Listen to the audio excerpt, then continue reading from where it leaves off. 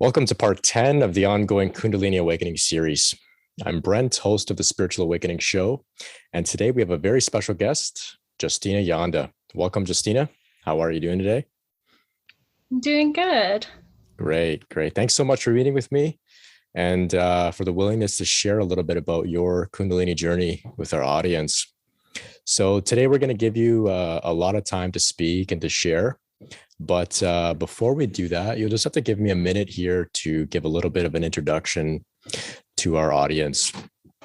So for the previous 9 parts of this series, I've gone over some of the basic concepts and ideas to do with the Kundalini awakening process. So I've spoken about things like some basic guiding principles and practices to get you through your Kundalini process safely and smoothly. I've spoken about the different signs and symptoms. I've spoken about different kinds of awakenings. We've talked about the goal of Kundalini. We've talked about Shakti and things like that. And so at this point, I think it's a perfect time to have a guest on like Justina here to share about her experience with her Kundalini process, with her spiritual awakening journey firsthand. So a major part of why I've been producing this series is to do my best to bring the idea of the Kundalini awakening journey out of the esoteric realm and a little bit more within arm's reach to the mainstream. Now, of course, it may not ever get to the mainstream directly, but if I can do a little bit just to bring it a little bit more within reach, I'm happy with that. And so that's why I want to speak with Justina here today, who's, of course, a real person with a real journey. And I want to allow her to share about her journey to make it a little bit more relatable with other people. So, like I said, we're going to give you a lot of time to share and about your experiences. We're going to talk about your awakening journey in general.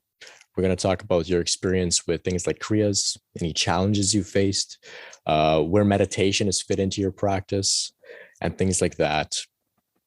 So I'm about to give you the floor to really share your journey. But before that, let me just introduce you a little bit to our audience as well. So Justina's been conscious of her Kundalini process since 2017.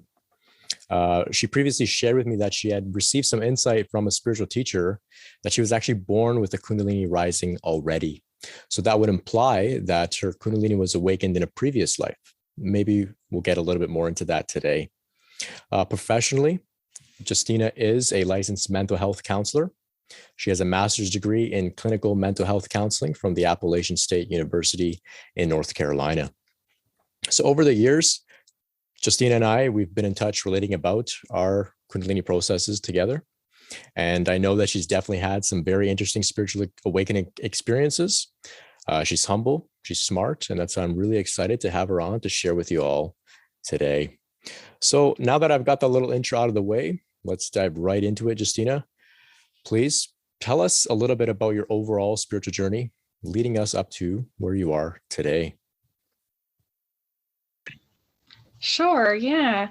So I would say that consciously my spiritual journey began around the age of 15 in this life. So when I was around 15 years old, I felt like I was just coming in touch with a lot of different things that were inspiring me and bringing me in touch with kind of like some deeper awareness that I didn't realize I wanted, but I realized that I'd always wanted it when I started getting in touch with it. So around that time, I was, I had lost a parent a few years prior. And so I was very in touch with death as well. And I had some kind of physical experiences that made me feel like I was also going through some kind of illness and I had a fear of death at that time. And I remember I don't know if all of these things were working together, but I remember that in my English class, we read poetry that was really beautiful and inspiring. Walt Whitman in particular. And I see him as a mystic now, but I remember, that was something that helped me to, guide me like towards a spiritual direction. And then also at one point when I was 15, I was taking some cooking classes at a local organic grocery store. And there was a man that just came and sat with me. And, when I look back on it now, he might have been trying to get me to join some kind of a spiritual group, but he started to. There's a little bit of a lag, and you lost connection for a second there. You mentioned that the man had sat down and he invited you somewhere. Where did he invite you? Actually, he asked me a question and said, do you want to know the meaning of life? and I said, yes, I do. and so he started kind of, I don't even remember what he said, but I remember being totally absorbed in it. Like, this is absolutely what I want to know, and I want to explore in my life. And I think then he showed me a picture of some Indian saint, and but it was just like a point in my life where things started to turn in the spiritual direction. And after that, I really started seriously seeking and reading, books on Carl Jung and like Hermann Hesse books, which a lot of spiritual seekers read, Siddhartha. And at that time, I started exploring Buddhism and Zen meditation. So as I got older, I continued to like grapple with different questions. Like I had a period of time in college where I questioned like what God is. And then in my early 20s, I ended up in a group that was kind of an abusive spiritual group, so kind of cultish. And so I experienced a lot of like spiritual abuse at that time, which led to a lot of good lessons in the end of, how to discern like healthy versus unhealthy spirituality, which, I feel passionate about now and like to help people with that. And then there was a period of time after that experience in my early to mid 20s when I was a part of that group, or after I was a part of that group, where, I kind of, I went through a depression after that and had to kind of rethink like my spiritual journey. And so at that time, I wasn't so much seeking, but when you're a spiritual seeker, it definitely comes back eventually. And so, it came back, and it was around the time where I decided to go to graduate school to become a counselor. And so that first year of becoming a counselor or going to graduate school was kind of like this spiritual revival for me. And I was exploring all kinds of different things at that time. So I explored, all kinds of different healing techniques and, different aspects of spirituality that I hadn't explored before. I met some friends who had like different psychic abilities. So there was a lot going on at that time that was super inspiring and exciting spiritually. And so the summer after my first year of graduate school, that's when I had this experience that lasted for about 2 weeks where I thought I was having a full Kundalini awakening. But later I learned it was just a part of my rising, that the lineage that I learned from studies. So at that time I had an experience that really kind of made me realize that I had a Kundalini process. And so I was about 29 years old at that time. That was about 5 years ago. And so after that, I found out that that I had a Kundalini rising through a nadi that wasn't like culminating to a place that could lead to further awakening. And so I did a lot of seeking towards trying to resolve that. And I really got very serious about my spiritual practice and, continue to explore more and find different paths that really resonated with me. So, yes.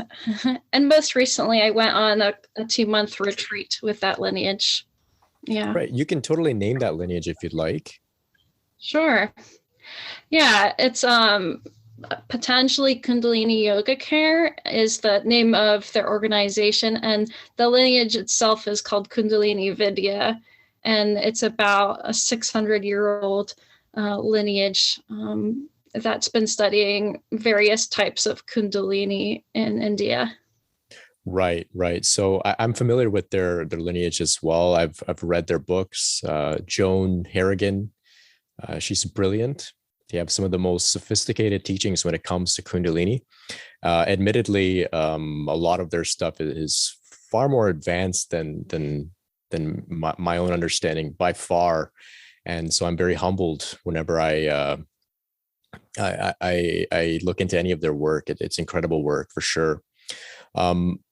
If you don't mind, can you give us a little bit more information about that time? I think you said about 5 years ago, where you began to have that sort of experience, which you thought was an initial Kundalini awakening. Can you tell us a little bit more about that? I'm sure I might bring it up again later on in the conversation, and that's totally cool. But let us know, what were you experiencing? What kind of brought that experience on?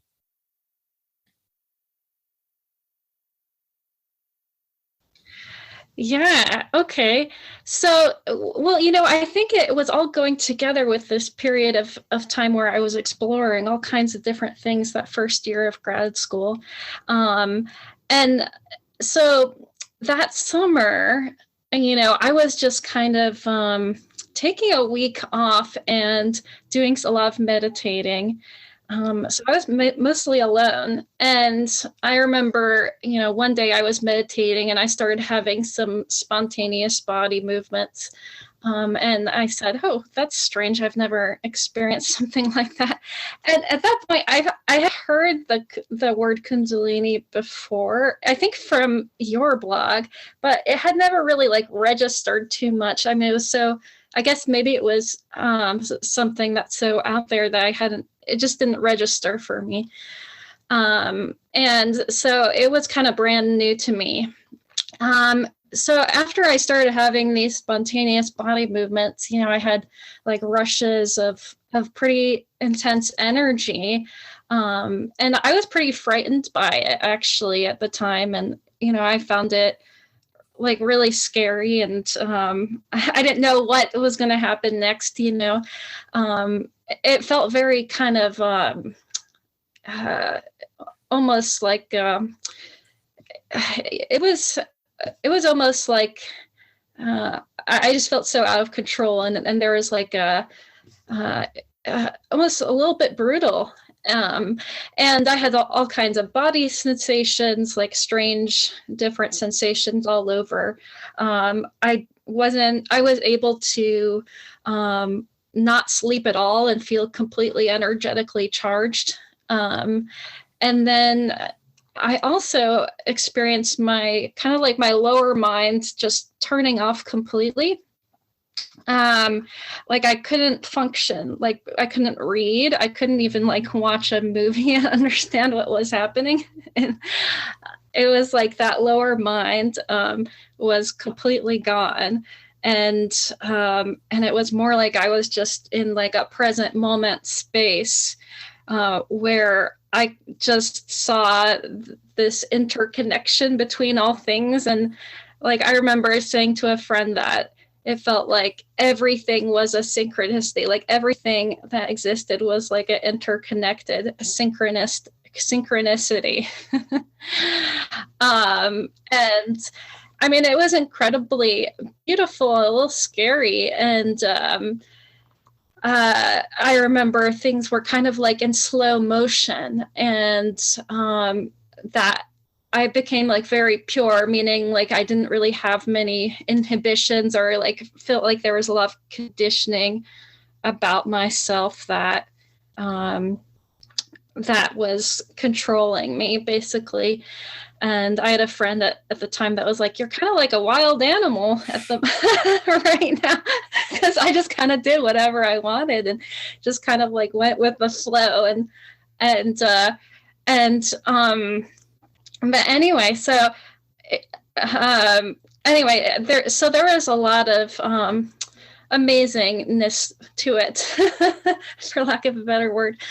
And so after it lasted about 2 weeks, and I was kind of like tripping on acid for about 2 weeks straight. Mm-hmm. And so after it ended, I was like, I went straight back to normal. And I was like, what the heck? That is just, how could I just go straight back to normal after that experience, And so then I was like seeking, because I was like, kind of like wanting more of it, and also just wanting to understand what had happened. And so that's when I think you told me about PKYC, or Kundalini Vidya, and I got an assessment through them, and they said, you've actually come, here into this life with already a Kundalini rising, and that was the experience of it going into your brain temporarily, but it doesn't rest there, so it falls back down. Yeah. Interesting. Very, very fascinating. So during this 2-week period, this is when you were studying your master's degree? Yes, it was. Okay. So I'm sure you know that sometimes there's a big chasm between spirituality and science. And considering that you're coming from a background in psychology, which of course we know is the scientific study of the mind, and today, after having completed your education up until this point, you're an accomplished counselor. Did you ever, throughout this journey, doubt the validity of what you're experiencing, considering that on one hand, you're having these direct experiences of this very trippy stuff, and you're finding out that it's called Kundalini, and it's, it comes from, some weird esoteric traditions in India. It's got a lot to do with that kind of stuff. And then on the other hand, you're studying about mental health and counseling and supporting other people. And it's very grounded in the scientific realm. Did you ever doubt that, what you're experiencing within yourself in terms of your Kundalini phenomenon, in terms of your spiritual awakening? Did you ever doubt that this was valid, considering the juxtaposition of your inner experience and your outer, professional academic career? And if so, how did you overcome that? And what can you say to anybody else who's out there that's having direct experiences, yet still saying, I don't know if I'm crazy. I don't know if I am, I've lost my mind. What can you say about that type of thing? Yeah, for sure. That's a really good question. Yeah, I remember, when I was having that experience that I was describing, I was thinking about what I've learned in terms of like diagnosis so far in my graduate program. I was like, do I have bipolar or schizophrenia, or what, what's happening here? But, I didn't feel like it could fit in those diagnoses. Because I recognized that I was questioning it, and I had been around people with psychosis before, and, they're completely lost in the psychosis, and they aren't able to, remove themselves and question it much. So, and then also, like, there's so many fun parts of Kundalini phenomenon that just they're not even talked about in like a bipolar or schizophrenia. And so it when I looked at it, I could tell it was more it fit more into the description of Kundalini than, some kind of a diagnosis. But also, yes, it was tough because, I just finished this first year of grad school. I was literally about to start my counseling internship, like within a month. And I felt like I was like, wow, I really don't know if I fit into this program right now, and who can I talk to about this? I certainly didn't want to talk to any professors about it. And I actually, funnily enough, I actually had a couple friends in the counseling cohort I was in who had experienced some Kundalini before. So that was kind of nice to have, and made me feel like more comfortable. But I think because also I was exploring all kinds of different things and opening my mind quite a bit before it happened, I was like a little more accepting of it. And to be honest, I've always been a little bit more like intuitive. I've always intuited that there's something more than science, from a younger age. And I've never been super scientifically oriented, even though, I grew up in a family that was. So, in a way, like, it was a little bit maybe easier for me to accept it than it is for some people. But yeah, I mean, it's still hard, especially like when you're around a lot of people who are definitely unlikely to accept it, and there's a fear. There's many people I haven't told still in like the counseling realm about my experiences because a fear that they could like slap some kind of like idea on it with a diagnosis, and it's like too sacred for me to share it with everyone like that.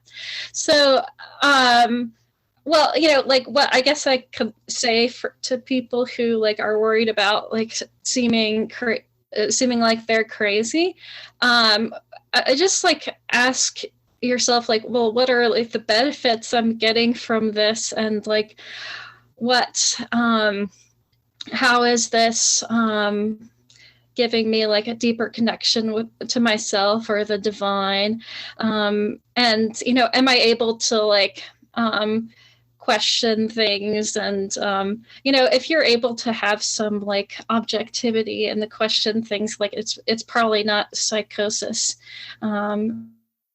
probably okay. And there are some therapists out there that do understand Kundalini process, and some people in the psychology world that do understand it. I mean, it's not super common, but it's definitely getting more common. And so, there are people you can find that will help you feel safe and supported. Great. That's brilliant insight. I think you're right on the money there when you say that if you can maintain a sense of objectivity, a feeling of groundness that's able to actually take a step back and contemplate the phenomena, as opposed to just taking it and running with it and entering into a sort of psychosis, that's a clear sign that you haven't lost your mind.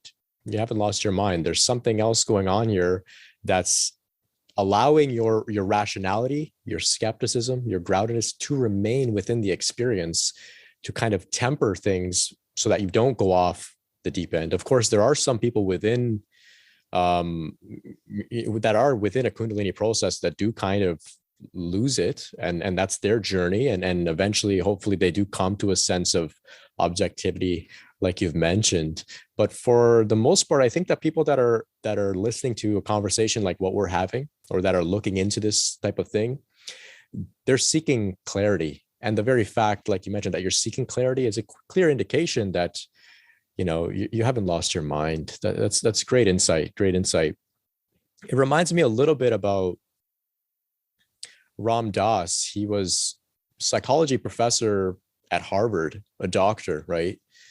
And even he was having spiritual experiences that caused him to um, not only question what his spiritual experiences were, but also to question the validity of the scientific approach. And so it can go both ways as well. Um, he saw that as a little bit. Yeah, go ahead. Go ahead. Okay. Yeah, I just want to say, like, yeah, like the diagnostic, like psychology world, like shouldn't necessarily be like the standard for like what's true and real as well, like, and yeah, like some people with bipolar and schizophrenia might actually be having spiritual experiences, but yeah, that then you have to find that balance between how to like ground everything and bring everything, back to like a healthy sense of reality as well. Yeah. Right. And I think that is the Kundalini journey in a nutshell as well. We go from being mundane human beings to having incredible spiritual experiences, to recognizing that there's more to our existence than, this fleshy bodies here. And then we bring our spiritual transcendent experiences back into the body once again. And so I think that's important as well. If we can learn how to find that balance, like you mentioned, and it doesn't have to come right away. That is the journey, and it can take years to really find that balance. For myself, I only feel like within the past couple of years, I've really been able to find that balance where I don't have strong, overwhelming spiritual experiences that are interfering with my worldly life or with my worldly relationships, or are causing me to, want to retreat. I feel like I've finally come to a point where I'm grounded, and it took, more than 10 years to really get to this point. But that's great insight. Thank you. Okay, so Justina just lost connection, so she's back here. So we'll pick up where we left off. So we were just speaking about one of the major challenges that people are faced with is doubting the validity of the Kundalini experience, of spiritual awakening, of all that strange phenomena. Now, the other challenge that I come across with a lot of people that I work with is they may acknowledge the validity of the Kundalini process. They may recognize that it is a real phenomena. They may be willing to acknowledge that people have experienced it around the world throughout many different traditions. There's tons and tons of information about it online, for example. And yet still, though they acknowledge it's real, they don't feel worthy of experiencing it for themselves. They feel insecure, right? And so as a result of this insecurity, of this lack of worthiness, they may sabotage themselves in many different ways, either avoiding the topic completely. Maybe it's escaping through drugs or alcohol. Maybe it's through medicating in different ways, or in some way or another sabotaging themselves. So I'm wondering, have you ever felt this type of unworthiness yourself? And if so, where are you at in terms of your relationship with that today? And what can you share with people who are also dealing with that type of unworthiness on their journey as well? Yeah, I've had plenty of that on my journey. Yeah.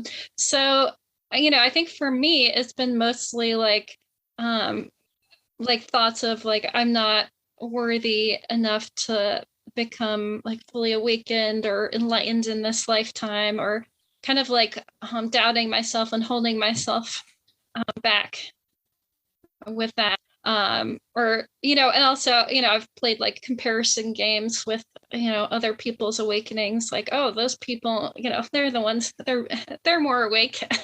They've got it together.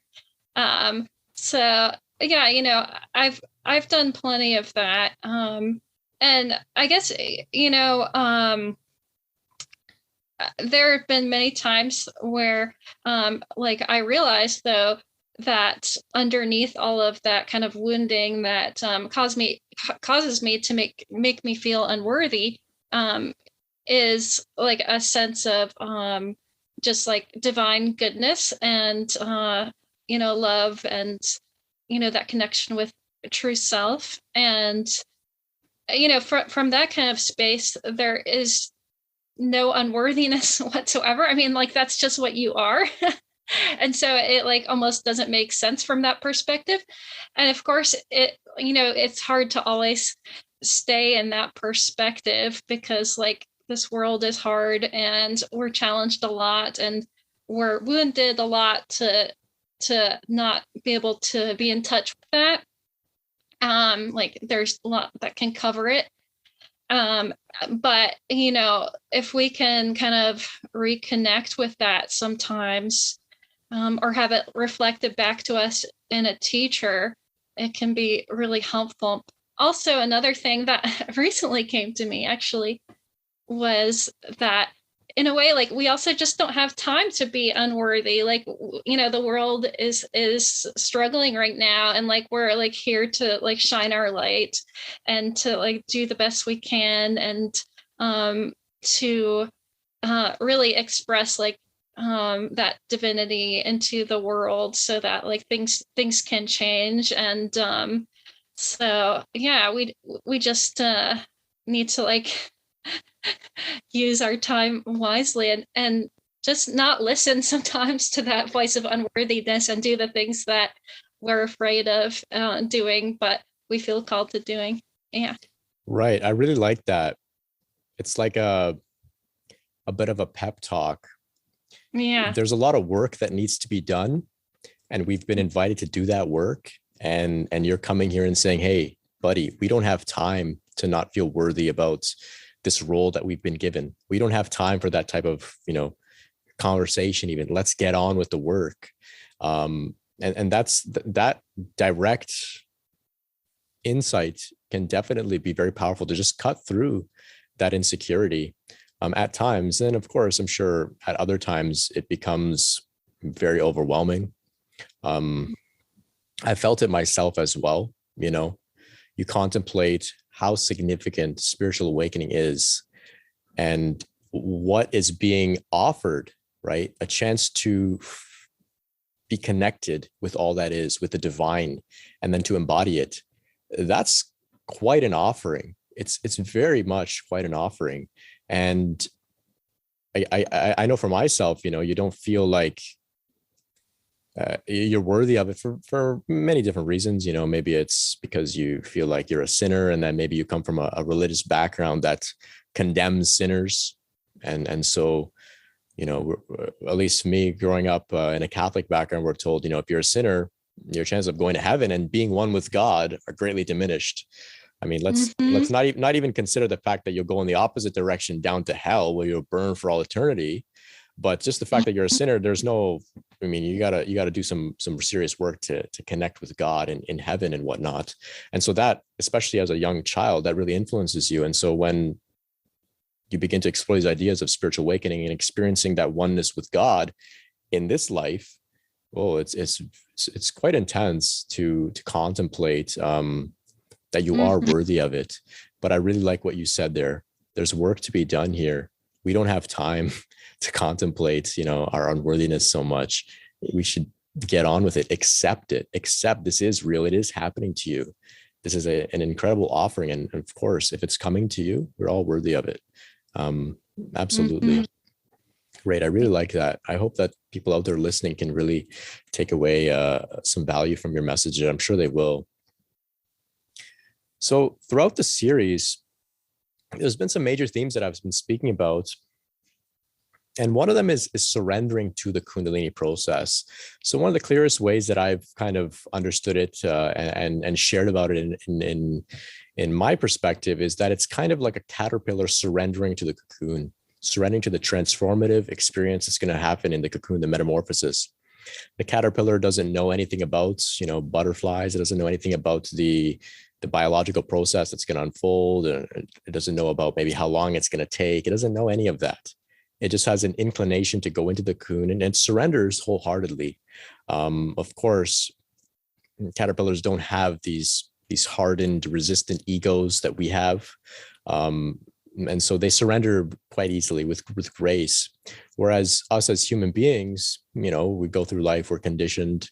Our egos become more and more solidified, you could say. And so surrender can be a challenge. But of course, it's absolutely necessary when going through the Kundalini process. So what can you tell us about your relationship with surrendering to your process? Was there any particular insights that kind of spoke to you or that came to you? Was there any particular experiences that led you to surrender? How can you speak about surrender within the context of your personal journey? Well, I guess for me, the times where it's been the most hard to surrender is when, I'm going through like some painful, like difficult emotional, like upheaval type stuff.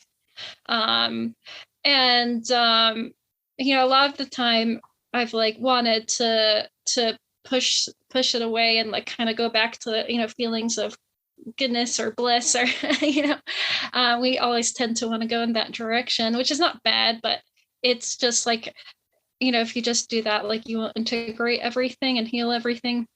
So yeah, for me, I think it's been a challenge to surrender to working through some of those really painful and difficult places. So sometimes I've just been like, you know what? It's totally okay to feel completely shitty right now. Just complete acceptance for feeling really crappy. And I feel like just, having that intention or mindset helps you to let go into whatever might be challenging you to surrender to it. And then like allows you to work through it like a little more easier. So that's definitely been the truth for me. And also actually sometimes the theme of surrender has come up with like more like, good things in a way too, where like, I have trouble allowing like really good feelings inside, or like even sometimes like blissful feelings inside. Or believing that, there's been also like doubt in God, like doubt that God will, transform me. And so, but then I realized like God is always, working on us, and that it does take some trust to realize like, hey, I'm not like the one who's doing all this, that God is doing this. I kind of have to realize that like my ego doesn't really know how to do the spiritual transformation. Like how would it know? And so, letting go into God doing that for you. Right. Yeah. Right. That's real faith, real lived direct experience of faith in action, faith in God. Mm-hmm. It's not just a vague concept. It's a very real thing. And like you're saying, when you're going through those difficult emotions, difficult, painful things, whether it's illness, emotional upheaval, there's not much that you can do other than allow it to be there and allow God to carry out that transformation, for sure. Mm-hmm. And would you say that surrender is an ongoing thing that has to be revisited and recalibrated repeatedly over and over in your journey? Yeah.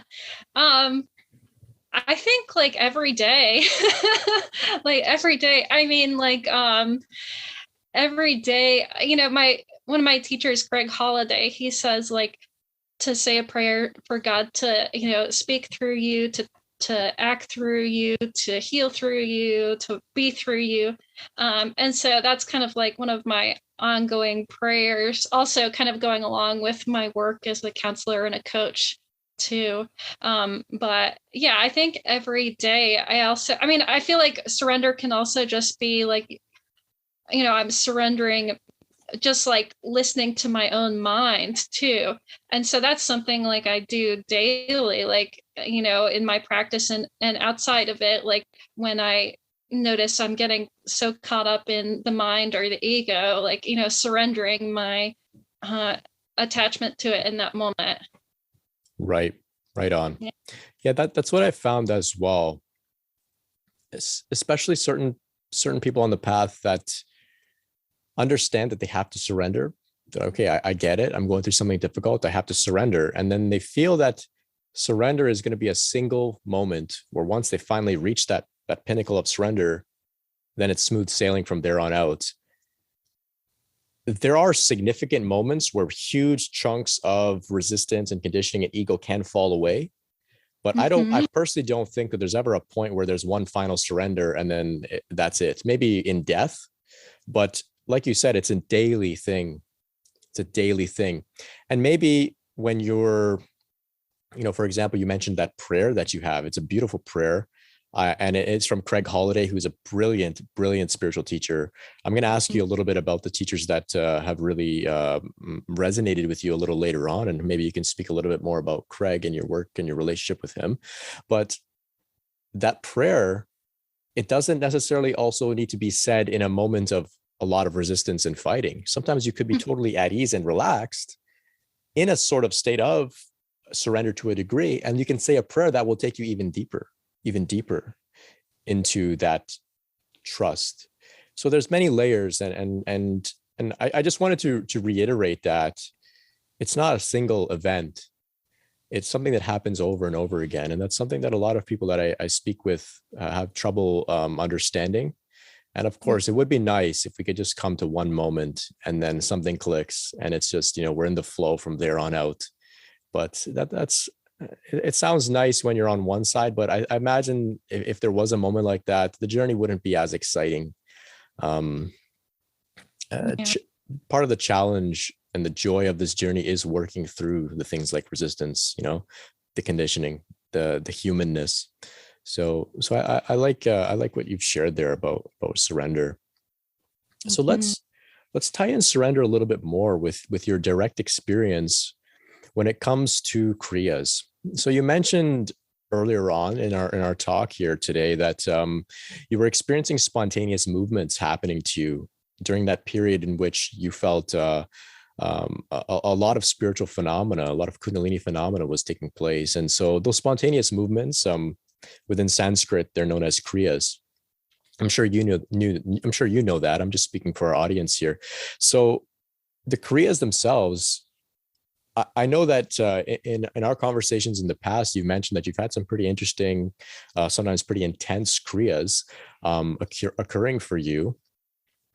Tell us a little bit about that. I know it can be a little bit personal as well, but please share what you're willing to share so that those out there that are going through this very bizarre phenomena known as Kriyas, spontaneously moving, put them at ease a little bit, give them a little bit of an insight that you've gained from your experience going through your process.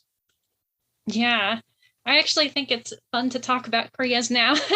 I mean, there's definitely been some times that I've been like, this is really weird. Like, but with the help of, some teachers, I got more comfortable with it. But anyway, yeah, I've had some really weird ones. So yeah, like I mentioned, I had some in that experience when I was 29. And at that time, it was actually like more mild, just kind of like a rocking back and forth and like my head moving back and forth and stuff. But then, I think like a year or two after that, I went to an energy healing, or I went to 2 different energy healings, and I had like really intense Kriyas for like months afterwards. And I've had Kriyas where I'm doing like different mudras and stuff, almost like my whole body is doing a dance. I've had ones where it's just like kind of like an upward shaking motion.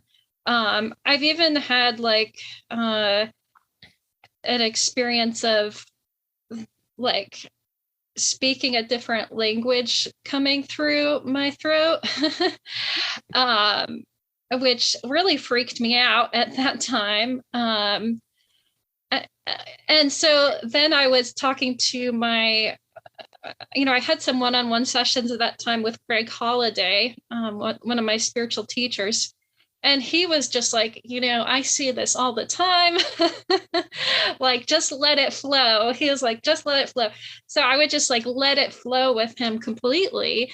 And then it just turned like kind of fun and interesting. And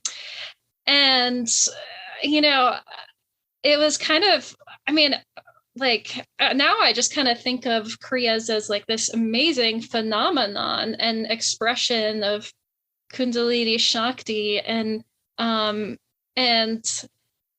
I don't know, there's something really amazing about like knowing that like God has taken hold of you like that, and it's like can feel actually comforting in a way too. And so I guess also another time I've had Kriyas is when I would feel a really intense love for someone in my heart. Sometimes that would cause me to have kind of some Kriyas as well.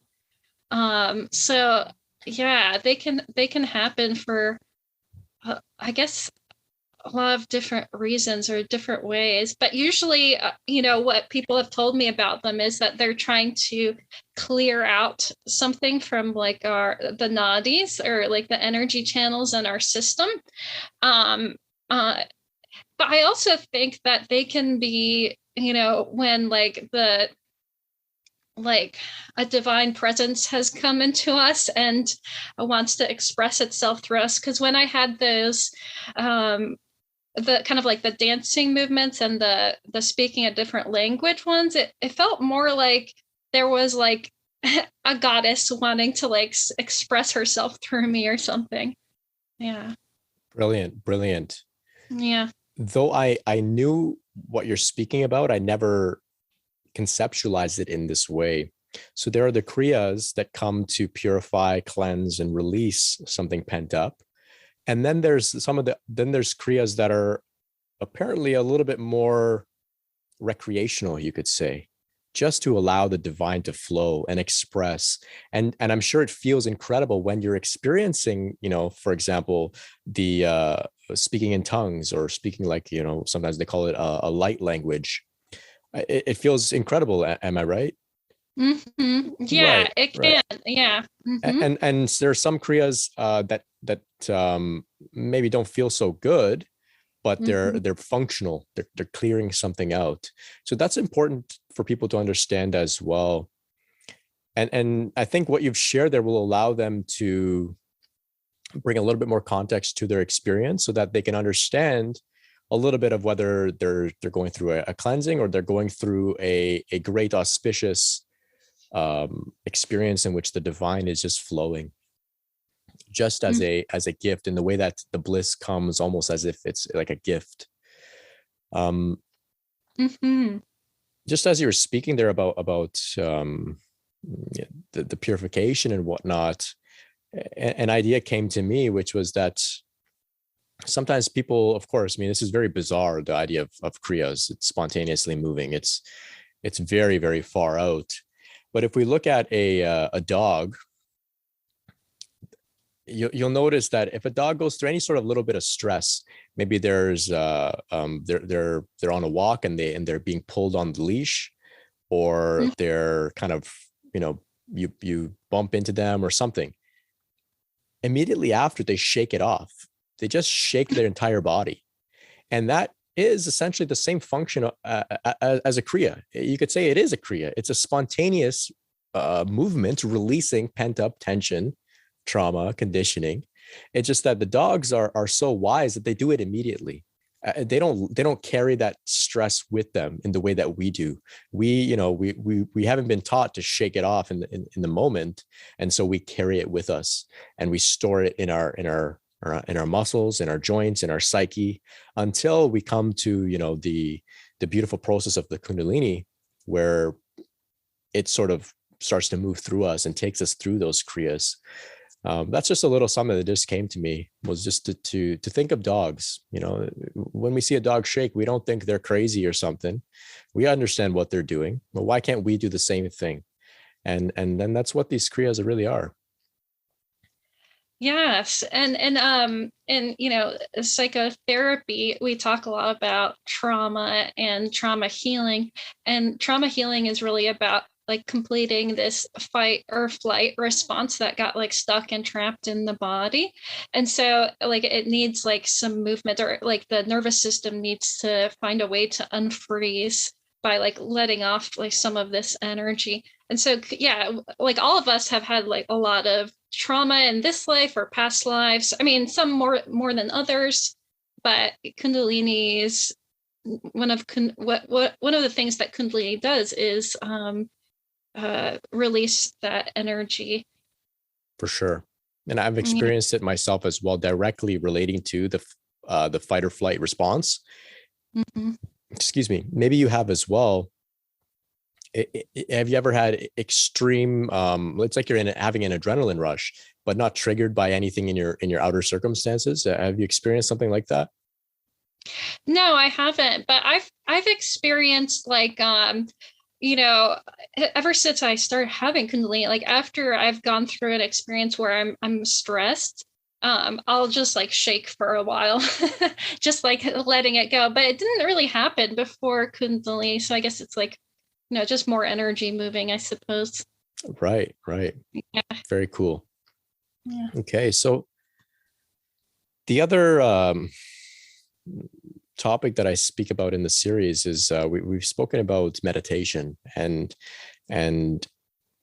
using meditation as a means to connect with the Kundalini, as a means to surrender, as a means to cultivate peace, as a means to create an open space in which we can allow these phenomena and these things to arise safely, knowing that whatever's arising in a meditation, it's all good.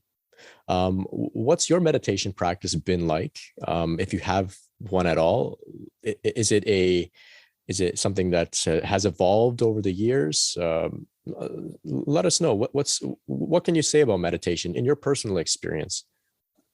Yeah, for sure. So, you know, I think I started exploring meditation when I was a teenager, like around 15, like I was talking about earlier. But I didn't actually have a regular practice until like my late 20s. You know, I've also been diagnosed with ADHD, so I think, you know, for a while I really didn't know how to hold still, or it was kind of a challenging thing for me. And so it took like a lot of just figuring out like what's the right kind of meditation for me, and then just like more dedication to my path to have a regular practice. But yeah, so you know, I guess for the last 5 or 6 years, I've had a regular meditation practice. And currently I do kind of a combination of meditation, asana, and pranayama every day. And yeah, you know, I feel like if now I can't imagine not having a meditation practice because it's so helpful. It's like setting the tone for my day, and also releasing you know, the things that I've like kind of accumulated throughout the day, and always kind of resetting my attention, or yes, resetting my attention to like what I really am inside, and you know, operating from there. Because I've realized, hey, it's like so easy to get lost in the world, and especially coming back into the world after this 2-month retreat I went on in January and February. I'm like, oh yeah, it's really hard to be in the world, and it's hard to remember all this this stuff in the world because it's such a challenging place. And so like I've just found practice is like so crucial for my spiritual path, like staying on the spiritual path, but also just like relaxing and letting things go too. Great. Yeah. Would you recommend that everybody meditates, or do you see that for some people at certain times, depending on what they're going through, it's not really the answer for them? And I'm asking you from a spiritual perspective, but also with your background as a counselor. The reason I'm asking is, for a while when I first discovered meditation, I thought this was the answer to everything. And no matter what anybody came to with any problem, I was like, oh, you just got to meditate. If you don't meditate, you're not going to really see any progress or anything like that. Do you feel like everybody should meditate, or is it not necessarily for everyone? Yeah, I don't think it's for everyone all the time. I mean, I think that meditation is something that like everyone could benefit from at some point if they're in the right space. And actually all like spiritual traditions, all religions, like that's one of the main practices is meditation. They might call it different things, but it's all meditation. But coming from a therapy perspective, if someone has a serious trauma and they meditate, they are just overwhelmed by the fight or flight stimulus that is still in their body. And so it can be re-traumatizing. I also, when I was 21, I did a long Vipassana retreat. It was a 10-day one. We meditated 10 hours a day. And it was very difficult for me. And I think it's because I, first of all, I didn't have a regular practice at that age. And then second of all, I think I carry quite a heavy karmic load of trauma from past lives and this lives.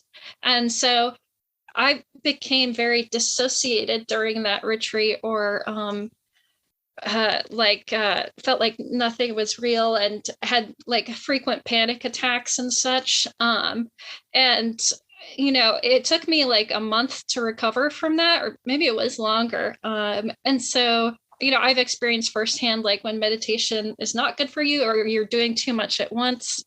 And of course, if you have trauma, it can be overwhelming, overstimulating. So I think that, if someone has trouble with meditation or if they have some trauma, that it does help to find, different ways to heal first. And then, meditation can be, attempted. And there's also like many different types of meditation, like you can also do a walking meditation if holding still is too much, or I consider like Qigong a type of moving meditation as well.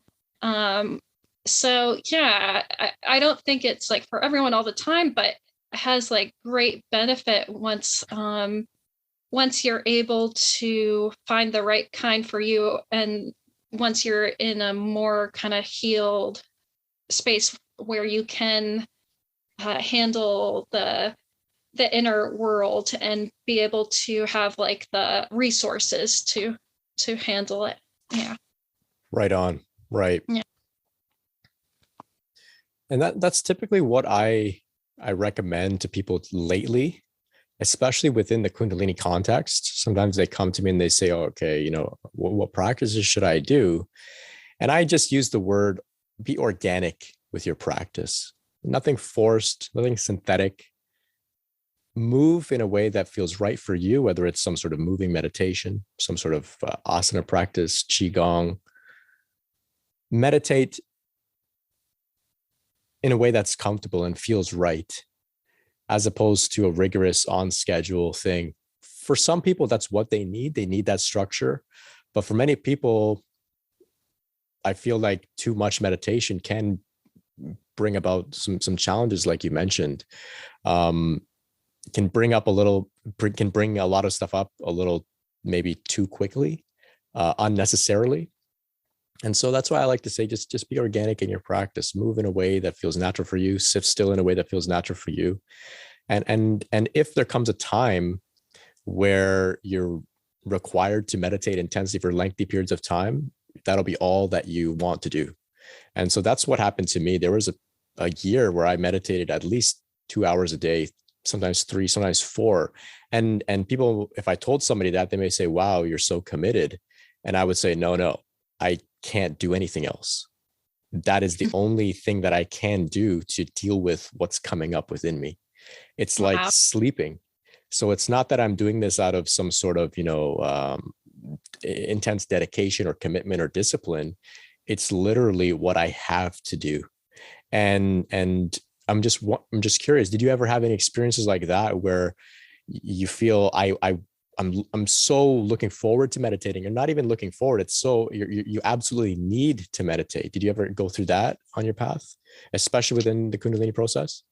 Yeah. Well, I definitely have had, looking forward to meditation, but it's never been like, well, okay. I don't think it's been the same type of necessity as you're talking about. Because I've had like a gentler Kundalini process, I believe. But in a way, like on a soul level, I feel like it is like I have to, like I literally have to, because I find this world to be like so like like painful in a way, and it's like I have a memory of like that it can be different or something, or I don't know if I spent some time in another realm or something, but it's like I don't know how people get through life without the spiritual path. Like I would literally die. Like I would probably have like committed suicide. I don't know, it sounds like dark, Yeah. but truly, like without like spirituality, I would not like honestly want to be in the world at all. Like there's no way. I can relate with you 100%. I'm the same way. I'm very sensitive. Yeah. Whenever I'm triggered, whenever I'm going through something difficult, immediately I turn to my path, and Mm-hmm. I observe other people who go through it, much more difficult things than I've ever gone through, and it just seems like they are able to get by without turning to doing that deep inner work. And I don't look upon them as if they're less than or as if they're doing something wrong. I'm humbled by their resilience and by their strength to somehow continue in life going through intensely difficult things without a spiritual practice. Because for me, the things that brought me to my path by comparison weren't that difficult, but for me they were very difficult, and that's what drew me to spirituality. But I couldn't bear it. I was almost the things that I was going through were so debilitating to me that I had to find spirituality. So when I look at other people and they say, oh, I don't meditate, and I see them really killing it in life, everything is going quite well for them, I'm impressed. I don't know how they do it. And I don't want to invite them to the spiritual path. I mean, by all means, continue with whatever it is that's getting you by in life. I'm very impressed by that. Um, Meditation has been definitely a core part of my life, but and like I said, there were times where I wanted to do, or I thought everybody needed to do it, but at this point, I think you and I are in similar places. I don't feel like it's for everybody at all times, but definitely one of the greatest things I've ever um, been blessed to discover. I did a 10-day Vipassana retreat as well. I did it in 2012. Was that the same year as you, or? It was 2009 for me. Okay, Yeah. so it's been over 10 years. Um, Yeah. right. So that retreat for me was when I first began trying to meditate, and I couldn't sit for more than 5 minutes. So when I went through that retreat, which is for those listening who are familiar, Vipassana is a Buddhist technique, Buddhist meditation technique. They don't speak about Kundalini in a very direct way at all, but I'm sure that many people that do practice this technique begin to experience some Kundalini phenomena for sure. But this retreat, it's 10 days in silence, and they teach you how to meditate in the style of Vipassana. And it's, for me as well, it was very difficult. To this day, is one of the most difficult things I've ever done. Because like you, I had a lot of things coming up, and it was very painful, like literally physically painful to sit. But definitely looking back, definitely laid the foundation for my meditation practice, which, like I mentioned, has become organic. It's become organic in the way that I recommend other people as well. So I don't have a strict routine or anything like that. But anyway, I'm talking a little bit too much about myself. So let's bring it back to you. Um, self-love. I love this topic. I know in our previous conversations, it's meaningful for you as well, self-love. So where does this idea of self-love fit into your spiritual process? How has it shaped you or facilitated your unfolding and awakening and transformation? Yeah, well, that's another really crucial thing. And just like meditation has been for me, or spiritual practice has been for me. I mean, it is part of my spiritual practice. I mean, I've had a lot of like pain in my life of from a young age of self-judgment and self-criticism and like comparison of myself with others. And like you said, I've always been like very sensitive as well. So I will take things in very deeply that other people have said, or as a kid I did experience like some abuse that led to like low self-esteem and led to a lot of inner criticism. So I've had to definitely learn how to be more kind to myself. And I like Matt Kahn is really great with the self-love stuff. And my practice has been some of his like I love yous on the heart. But also just like being loving to myself in other ways, like all the different kinds of self-care ways of, body, mind, and spirit, and doing the right things for myself. And recognizing that, my way of being in the world might be like different than like the norm, but that's okay. I think that's been a big self-love point for me on the spiritual path, because, when you're a very sensitive person and you're going through like Kundalini process, like you realize how different you are, and you can't like really do life in the same ways or as busy or as going about life in like kind of like the same way, so as you might see other people do. So you have to really honor like what is good for you on your path. But yeah, it's definitely like an ongoing thing for me. I feel like I also practice like speaking lovingly to myself on a daily basis and reminding myself not to be so hard on myself.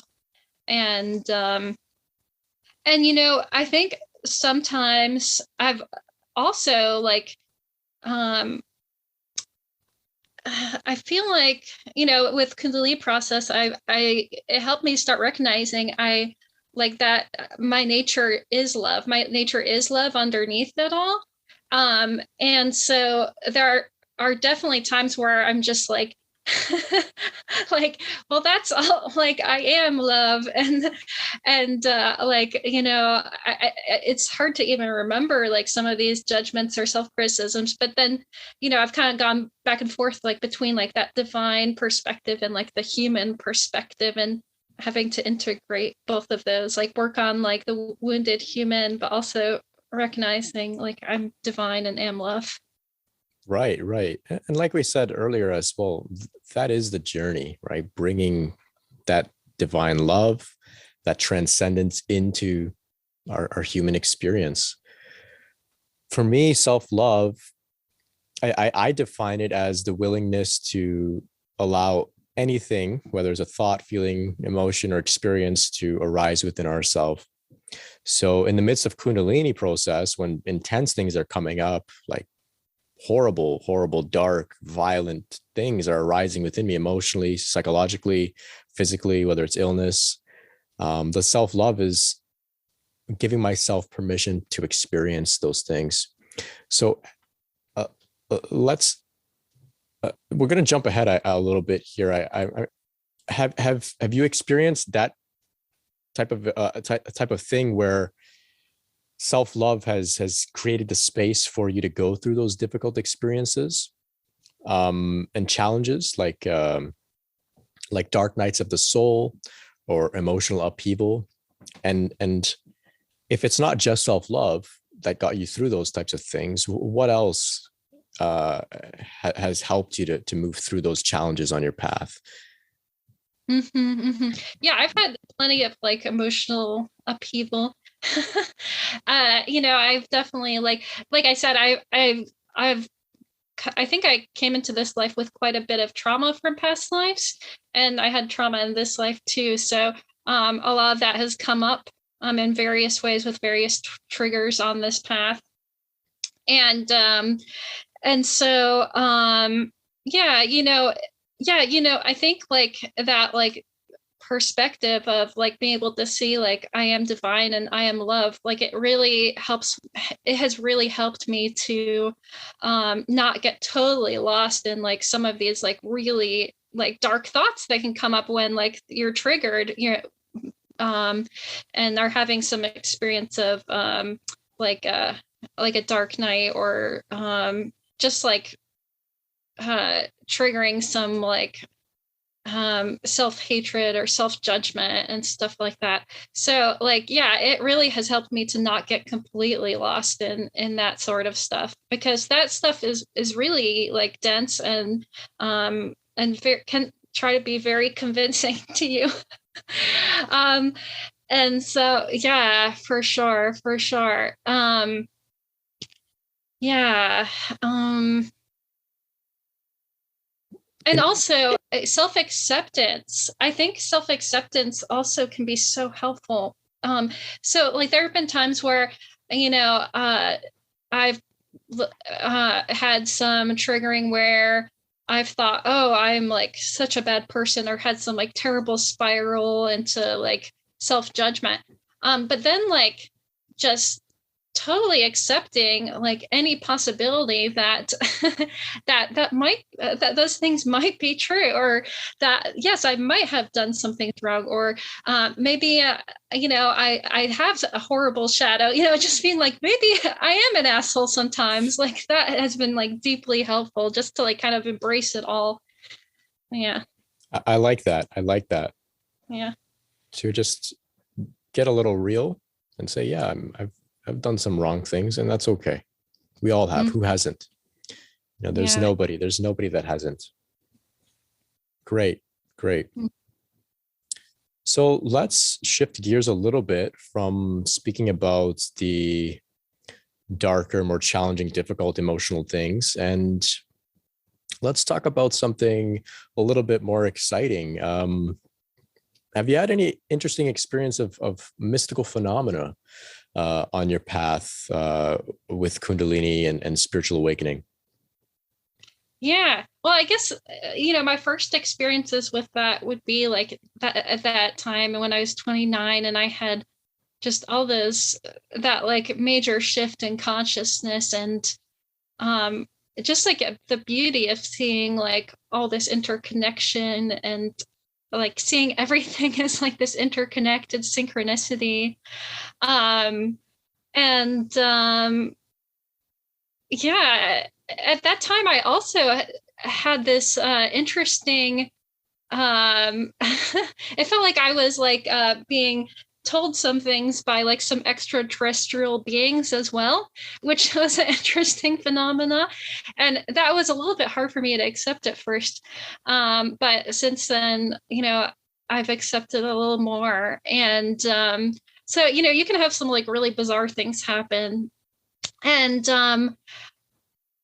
yeah, like I think some things that happen to me on a more regular basis would be like just feeling I'm kind of really religious about nature.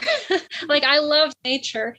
Like nature is like so it's like the present moment embodied at all times. Like everything's always going in a flow and everything. And it's like I feel like you can see like Shakti so much more in nature. And so like often like when I'll go into nature, I'll feel like kind of a sense of like oneness with with water.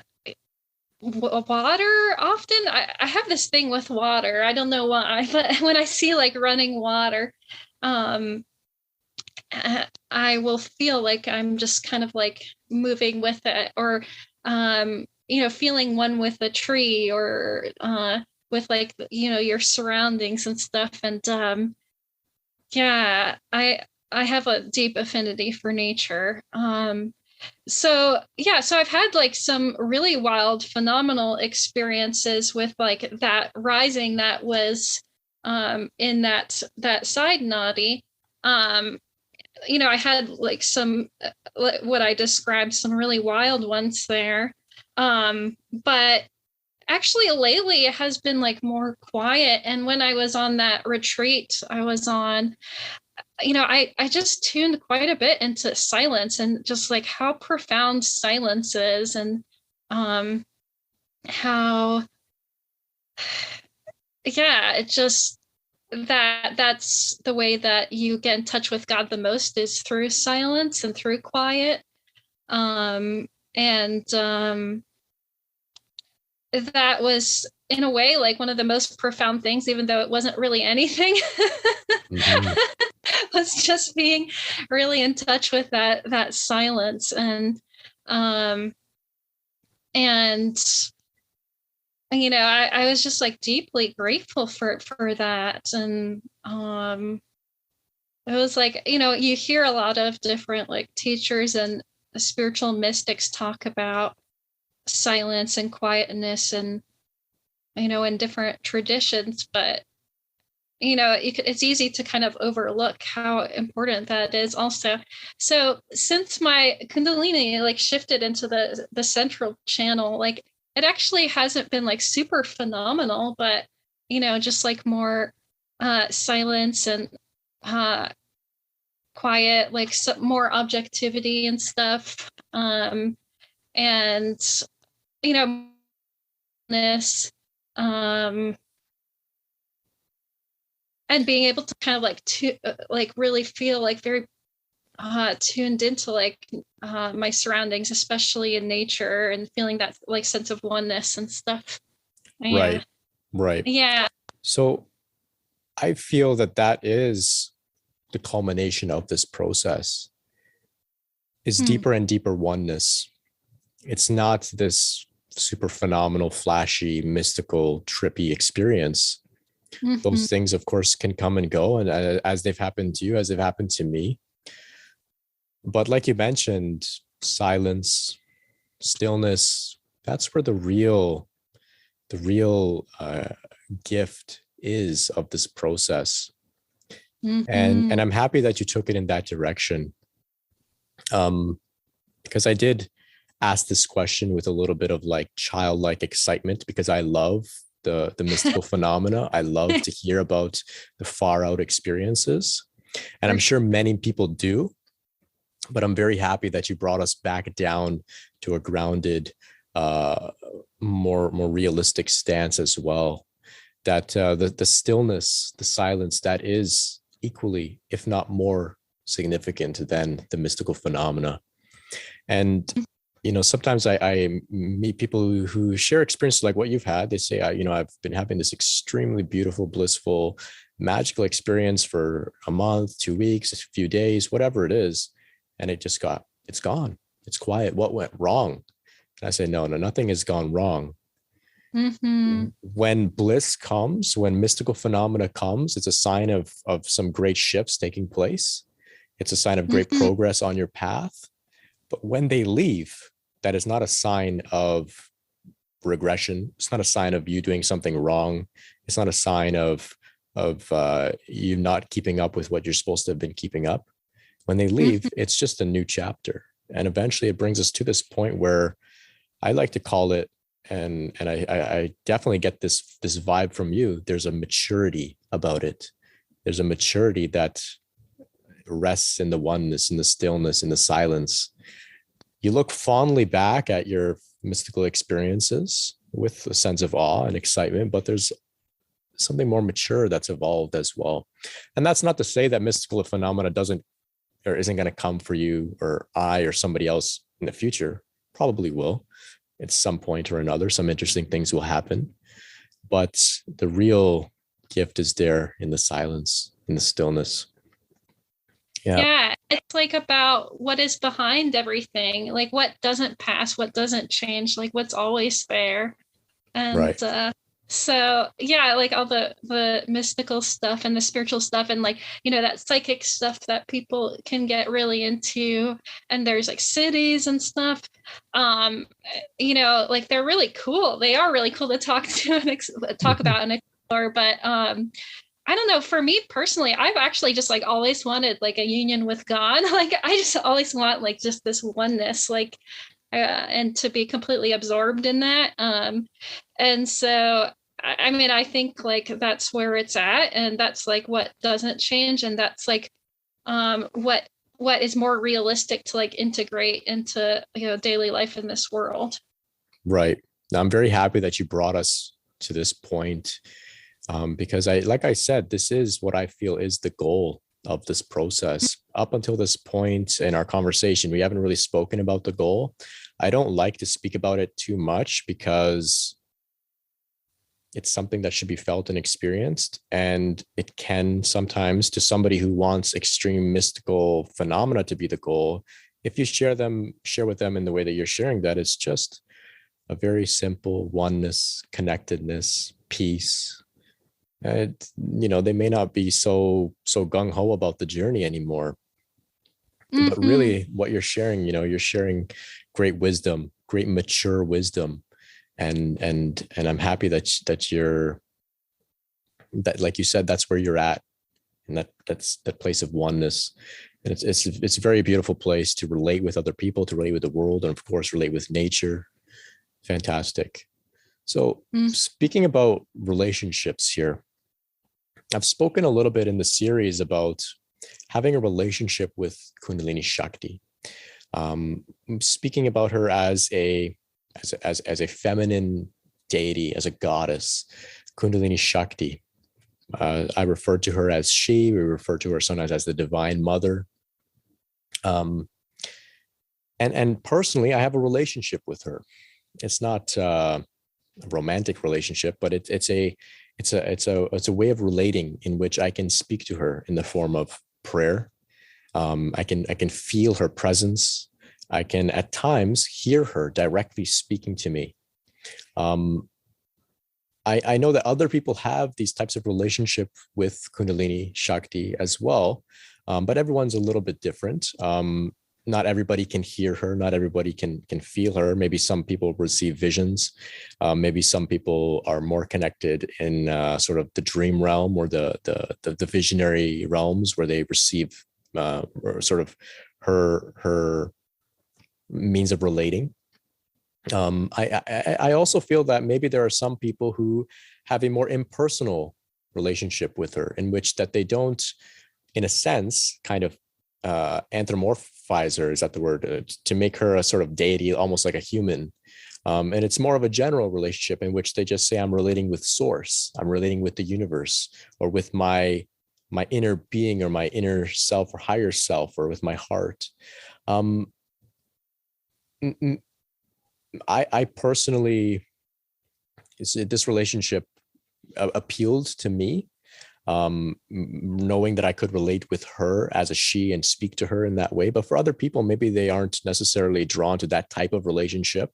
It's maybe a little bit too specific and too direct, and they prefer a more general sense of, I'm just relating with the universe, I'm just relating with source. But anyway, I'm rambling a little bit too much here. What is your relationship like with your Kundalini Shakti, if you have one at all? Yeah. So I do have a relationship with her, but I feel like I also have like just like a general, like usually more, I'm just kind of generally relating to God too.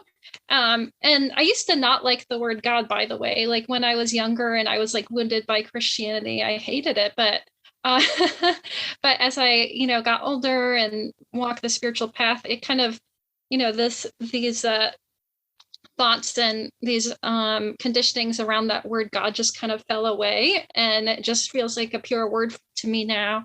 But yeah, so you know, sometimes I can just like feel like Kundalini like in me, like really, like sometimes more than other times, like where it's like just feeling like a very like blissful expression, like through the center of my being. And you know, I'll just feel so grateful and thankful to her that she's like with me, that like, you know, I have this like divine presence within me. And you know, I do like, I will pray to Shakti and like ask her to like continue to transform me and to continue to guide me on my path. And I also just have this like general prayer practice to God, and like talking to God and relating to God, like have like a personal relationship with God. And you know, I don't see like God as like a being myself, like I kind of see it as like a like a all pervading consciousness, I guess, that you know, that I talk to. But sometimes I will talk to God through like different forms, like Shakti or Jesus or Buddha, or Mother Mary. I'm just looking at my altar right now, which has all kinds of different beings on it. And so you know, I might like relate to God through all those forms. But, you know, I think like Shakti is in all religions and in all forms too. Like Shakti is form, you know, is the creation of form itself. And so I feel like Shakti can come through everything. And, you know, Shakti is the source of awakening in all religions, even if people don't call it Kundalini. Yeah. Right, right. I'm the same way as well. I also relate with different deities: Shiva, Ganesh, Lakshmi, Jesus.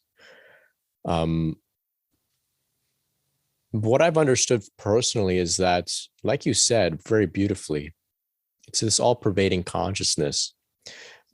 Personally, I find it sometimes a little difficult to relate with that vague concept of all-pervading consciousness, because it almost seems like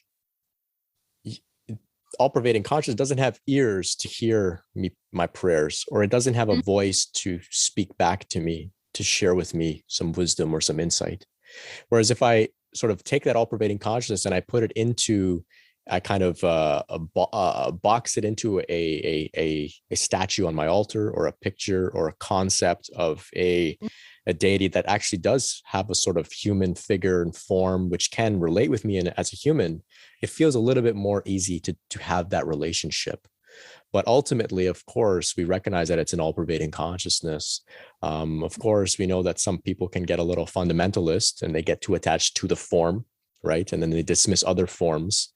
And of course, you know, you and I, we both know that they can be missing the point. It's that underlying essence that they all share, like you said. And Shakti is there in all religions, all traditions, all around the world. Yeah, definitely. And yeah, so, and what I think is cool about the forms is that like each deity, or, you know, ascended master, spiritual being, whatever you want to call it, they are embodying a different aspect of divinity. And so I will, you know, if I'm praying about a specific thing, like, you know, I want more peace, I actually will pray to Buddha, because he's, you know, he's like the ultimate peace, you know, deity to me. And then Jesus, you know, about love a lot of the time. And, you know, Ganesh is like remover of obstacles. You know, there's so many different ones, and so many traditions that embody like all these like many different aspects of divinity, that, and then it's easier to relate to just one small aspect than the whole thing at once.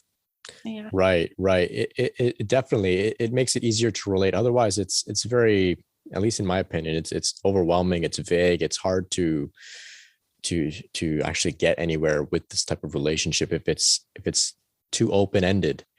So, yeah. Speaking about relationships a little bit more, I know that you've mentioned already a couple of the teachers and lineages that you've explored.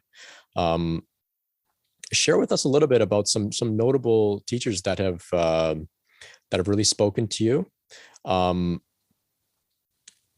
even if you've already mentioned them before, please, by all means, share a little bit more again. And if you are belonging to a lineage or a tradition or not, like, let us know about that as well. Mm-hmm. Yeah. Well, so I've explored all kinds of different traditions and religions from, I don't know, like my teenage years. And so I have like a great affinity for like all religions and traditions. And, you know, I don't like think one is better than the other or anything like that. I just want people to know that, because I just like feel like it's like varieties of ice cream. People are just drawn to a certain flavor because it's like just, you know, what they're drawn to. So I think it's beautiful, like all of the different forms out there.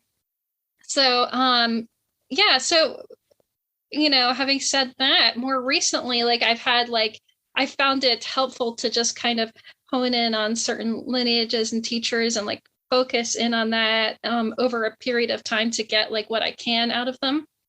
And so yeah, so but Patanjali Kundalini Yoga Care and Kundalini Vidya has been like immensely helpful for me. And you know, they study like all the varieties of different Kundalini risings, and also how to help people with different Kundalini risings to kind of help the Kundalini, like they prescribe different practices to help the Kundalini kind of progress, so that it's not just like stuck in a certain channel or stuck in a certain like chakra area. So I have found them incredibly helpful, and that, you know, it's like and just the wisdom in that lineage is really powerful and very like you know, sometimes I feel like some spirituality is a little bit like like more surfacey or like wishy-washy or something. But you know, like lineages like that are just like boom, like, you know, we're like here for God and like the goal and stuff. And you know, that's something that like I look for and I love.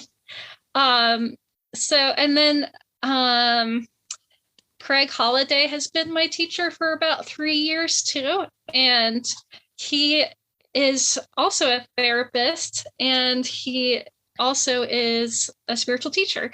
So he has this like great combination of having knowledge about therapy and how to, you know, heal various things and trauma work and all this. And he kind of puts it together with the spiritual work, which I think is like essential, because everyone has wounding, and that's something you have to work with on this spiritual path. And he has a lot of knowledge of Kundalini as well. He went through his own Kundalini process.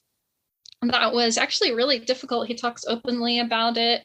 It's just a very, very difficult Kundalini process. So, you know, he's very helpful to people who are really struggling, you know, with Kundalini on the path. And yeah, he's just like one of those really true teachers. Like he's like right there, like, you know, totally with God. Like I said, Yeah, about you can feel it. Craig Holiday is incredible. Very, very sweet man, for sure. Yeah, absolutely. Yes, and he's very heart-centered. It's wonderful.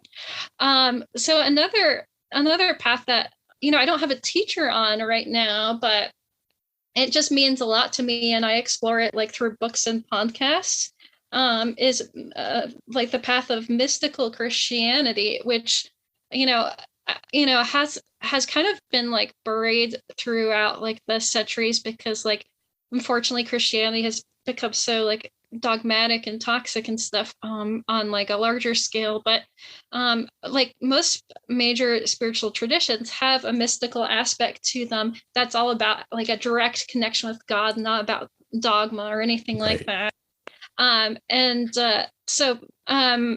So you know, when I was younger, I hated Christianity, like truly hated it. But you know, one day, like a few years ago, I asked myself, like what being do I connect with the most, like, you know, out of like the ascended masters? And it was just like Jesus. And I was like, oh, well, that's weird, but I'll go with it. And I realized I like really have like a deep affinity for like this like heart-centered like mysticism of like Christianity. and mystical Islam as well, which is Sufism. But so I explore mystical Christianity through, there's this center called Center for Action and Contemplation. And they have some great podcasts with Richard Rohr, who wrote The Universal Christ, and also with Jim Finley. And my favorite one is called Turning to the Mystics with Jim Finley. So just if anyone's interested, it's really, really beautiful, very poetic, and just like puts you in a zone. And so mystical Christianity and Sufism, which is like the mystical aspect of Islam, and which was brought over to the United States by Hazrat Inayat Khan in the early 20th century. And so I actually do join some like Sufi groups sometimes, and it's really fun. It's like very like kirtan style, and also they have this thing called Dances of Universal Peace, where we all kind of, it's like this way of like connecting and praying through dance, like in a group of people. It's really wonderful. Is it whirling? It's not, well, they do whirling. Some people do whirling as well, but no, the Dances of Universal Peace are more like different kinds of dances that are also kind of like prayers, because the words you're singing are like a part of like a prayer of a certain tradition, because Sufism embraces all traditions. And you're in a circle of people, and you're kind of like singing these songs to each other and doing these different movements, and then you move on to the next person and then around. And so it's like this really beautiful way of connecting like with spirit and with people, the spirit in people. And yeah, it's really a really wonderful thing too. So those are, I feel like, those four are my main ones right now. And but yeah, like I said, like I really embrace like all traditions. And I want to give a shout out to Matt Kahn, of course. he's wonderful, and he's someone I've met in person, and he's really big, so he can't really be a one-on-one teacher for me, but I've gone to some of his talks and tons of his online talks, and I still do. And he's like, he fulfills like the light worker part of me too, and like the ascension, because I also believe we are going through like a lot of spiritual evolution on this earth right now. Sure. And I feel like he's like this, he's kind of like a big coach for all of us light workers at this time. So yeah. Great. Yeah, I really love Matt Kahn as well. Definitely. He's been a pillar for me on my path for sure. And of course, he doesn't speak about it much, but he as well has gone through the Kundalini process too. Yes, that's true. Great. Okay. And now coming to the end of our talk here. So let's speak about the service work that you're doing for people that are going through their journeys, whether it's spiritual, whether it's well-being, mental health work. Let us know what type of work you're offering, and finally, let us know where people can connect with you and find you. Yeah, for sure. So right now, like to the spiritual community, I'm offering coaching. And so, yeah, my kind of work is a combination of some of the knowledge I've gained from, being a counselor and studying psychology, and from my own explorations of spirituality, my own experiences with spiritual awakening and Kundalini. And so basically, I'm helping people kind of like, heal some of the things that block their way to like their true self, and, exploring that, and offering a safe space for exploring spiritual awakening and giving some guidance along that path as I've experienced some of the same things. Yeah. Great. So I will be sharing your links in the description of the YouTube video, of the podcast description as well, so people can find you, can connect with you. I'm sure if they'd like to work with you, they'll be able to reach out to you by email and really enjoy the things that you have to offer. This has only been a very brief conversation. I'm sure you've got a plethora more of insight and wisdom and experience to draw from to support many people from all walks of life, whether they're in the midst of the most intense parts of the Kundalini awakening journey, whether they're seeking to maybe deepen a meditation practice or work on maybe things like anxiety and that sort of thing. I'm sure that you have a lot to offer. So we're going to just wrap up here. I think you mentioned earlier that you had a poem that you'd like to share. Is that something you'd still like to share with us? Yes. Yeah. Okay. And I apologize. It's kind of awkward right now because I had to plug in my phone and I have to hold it in place now. Oh, that's okay. That's okay. So, but yeah, there's a poem that I would love to share. It's called the Invocation to Kundalini. And it is by Dorothy Walters.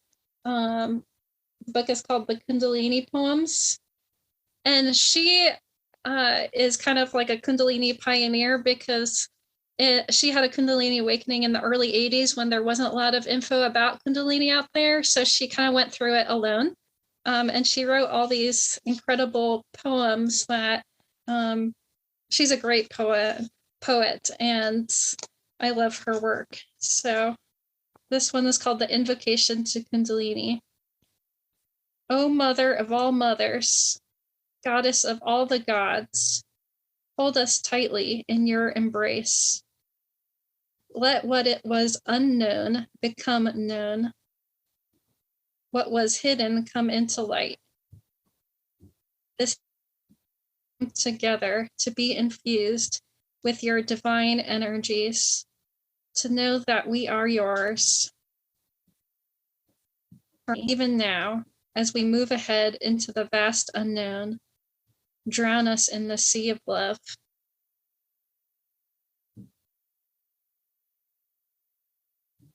And I have one more, if I could share just one more too. Absolutely.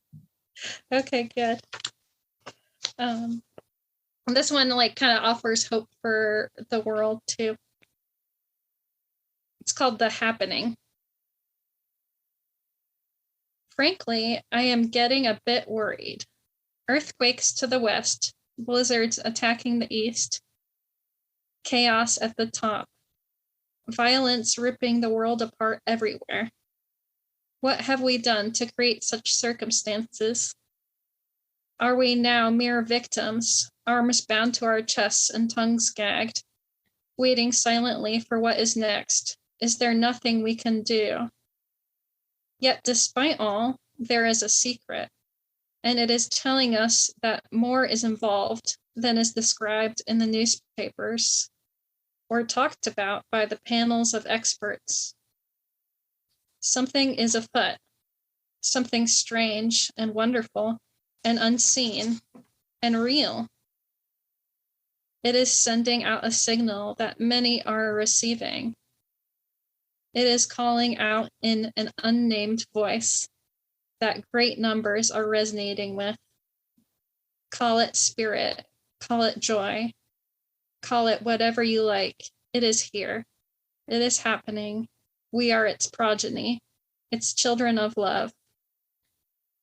We are here to proclaim its presence, to allow its reality to happen in ourselves and our veins, to allow it to refashion us into the next incarnation of who we are.